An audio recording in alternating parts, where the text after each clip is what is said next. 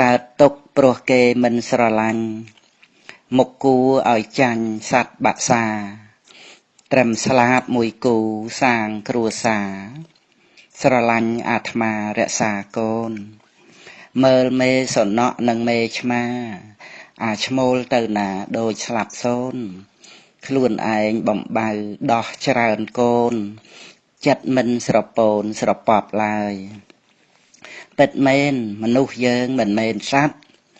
តែបើមិនកាត់ចាញ់សត្វហើយកិលេសនាំទុកមិនធូរស្បើយគេស្អប់ខ្លួនហើយកុំស្អប់ថែមគឺយើងត្រូវចេះស្រឡាញ់ខ្លួនតាំងចិត្តមមួនសម្ដីផ្អែមទានសិលភាវនាស្ដាប់ធัวថែមព្រះធัวផ្អែមល្ហែមបានសុខាប៉ុន្តែខ្ញុំថាបន្តិចចុះអស់លោកប្រុសមិនមែនឆ្មា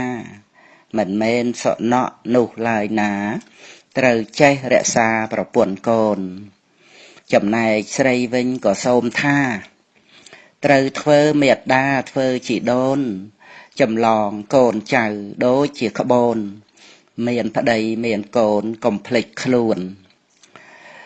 មិនថាក្មេងចាស់ប្រុសឬស្រីចង់មានសេរីកុំចោលក្បួន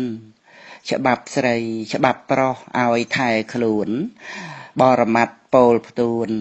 ថែចិត្តអង